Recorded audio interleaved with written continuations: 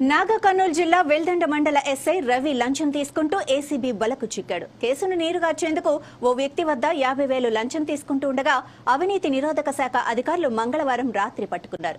కల్వకుర్తి పట్టణంలోని తిలక్ నగర్ కు చెందిన డేరంగుల వెంకటేష్ ఈ నెల 17న రాళ్లు పగలగొట్టడానికి వినియోగించే మందుగుండు సామాగ్రిలను నిల్వ చేయగా వెల్దండ పోలీస్ పట్టుకున్నారు. కేసు నమోదు చేయకుండా ఉండాలి అంటే 50,000 లంచం ఇవ్వాలని డిమాండ్ చేశారు. దీంతో బాధితుడు వెంకటేష్ ఏసీబీని ఆశ్రయించాడు. ఎస్ఐ సూచనతో ఒప్పందంలో బాధితుడు వెంకటేష్ కల్వకుర్తి పట్టణంకు చెందిన మధ్యవర్తి అంబులెన్స్ డ్రైవర్ విక్రమ్ కు 50,000 ఇస్తూ ఉండగా ఏసీబీ అధికారులు దాడి చేసి పట్టుకున్నారు. అదే సమయంలో వెల్దండ ఎస్ఐ రవిని కూడా అరెస్టు చేశారు. ఇక ఇదే విషయానికి సంబంధించి మా మహబూబ్ నగర్ జిల్లా ప్రతినిధి చిన్నయ్య మరింత సమాచారం అందిస్తారు. చిన్నయ్య, చెప్పండి, అసలు ఏం జరిగింది? Right, thank you Madhavi.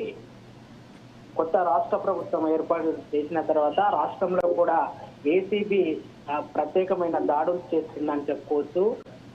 ఆ విషయంలోనే ఉమ్మడి మహబూబ్నగర్ జిల్లాకు సంబంధించి గతంలో కావచ్చు, మరి నిన్న కూడా నాగర్ కర్నూలు జిల్లాలో ఏసీబీకి వెల్దండ ఎస్ఐ రవికుమార్ అయితే చిక్కుపడ్డాడని చెప్పుకోవచ్చు. ఏది ఏమైనప్పటికీ కూడా ఉమ్మడి మహబూబ్నగర్ జిల్లాలో చూసుకున్నట్టయితే నాగర్ కర్నూలు జిల్లా కల్వకుర్తి తిలక్ నగర్ కు చెందినటువంటి వెంకటేష్ ఇంట్లో ఈ నెల 17న జిలిటిక్ సిక్స్ పట్టుకున్నారు పోలీసులు. అయితే మొత్తానికి ఏదేమైనప్పటికీ కూడా కేసు నమోదు కాకుండా ఉండేందుకు పోలీసులు వెంకటేష్ వద్ద నుండి 50,000 లంచం అయితే తీసుకున్నారు. అయితే ఈ యొక్క లంచాన్ని ఎస్ఐ సూచన మేరకు అంబులెన్స్ డ్రైవర్ని మధ్యవర్తిగా పెట్టుకొని 50,000 ఇస్తుండగా ఏసీబీకి సంబంధించినటువంటి డిఎస్పీ కృష్ణాగౌడ్ అయితే పట్టుకున్నారని చెప్పుకోవచ్చు.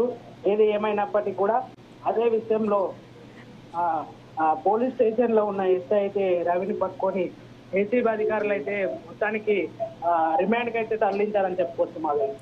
మరి అంటే ఎస్ఐ గురించి ఇదే ఫస్ట్ టైమా ఇలాంటి పనులు, లేకపోతే ఆల్రెడీ ఇలాంటివి చేశారన్న టాక్ ఏమైనా వినిపించిందా?